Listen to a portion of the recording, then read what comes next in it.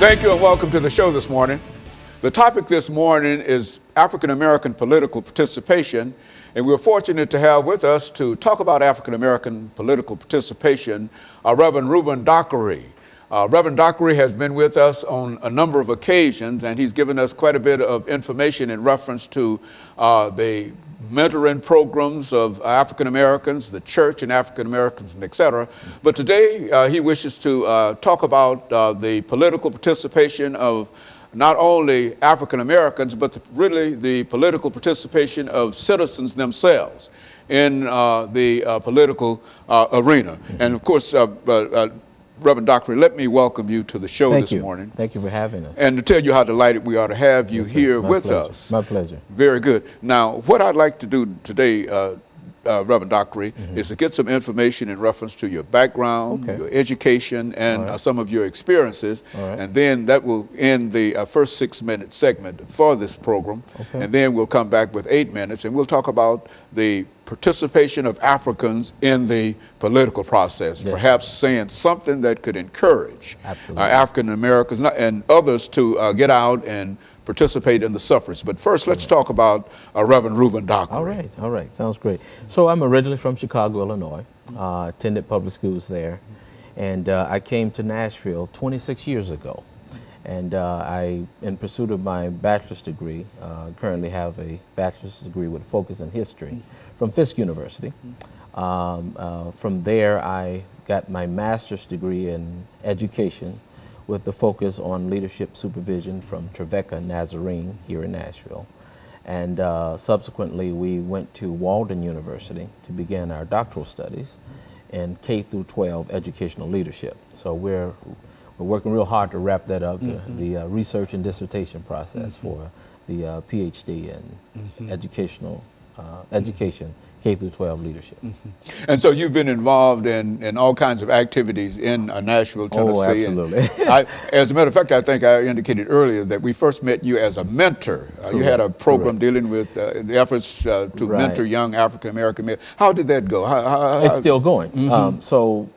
Over the years, I worked as a school teacher. I taught in Metro Public Schools. I worked in the correction facilities.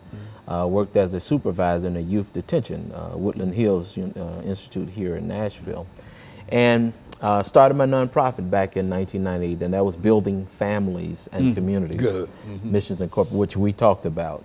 And from there, we had several initiatives, one of which was the fatherhood development piece, which you were kind enough to join us in a major lecture series back in 2006.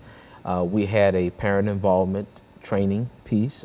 We had a piece where we were focused on education and support services and things of that nature. So that's what has kept us busy. That and wife and children and pastoring formerly Mount Sinai Cumberland Presbyterian Church and currently Bethel Family Church. A little small non-denominational body. So that's been keeping us busy.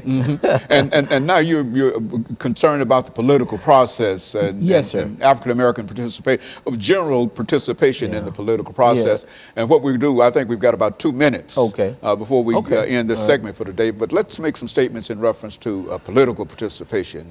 So we see the data, and we see today, particularly after the age of President Barack Obama, the first African-American president, where there's a huge decline in African-American voter participation across the nation. There was this energy that burst back in 07 and 08 that ultimately put them in, and we saw that decline by 2012, where there was this lack of interest. But historically, there's a historical basis for this. I'm convinced, as a student of history, that there are a lot of reasons why not just African Americans, but specifically African Americans, have lost confidence in the electoral process in America. And specifically for the African American experience, the question is, what is the relevance for us? How really do we benefit from it? Many people would argue that it's just a game and it's not worth our time. And I think hence the apathy that we see across the nation, more specifically state of Tennessee, right here in Davidson County. And so there's no real passion in a real sense on the part of many people dealing with the political process, and there's a lot of apathy, you say. Yes, sir. I would argue that there once was, but it has been lost. Okay, so what we're going to do, we're going to take our first commercial break, and then we're going to come back, and we'll be back with our audience following this very, very short commercial break.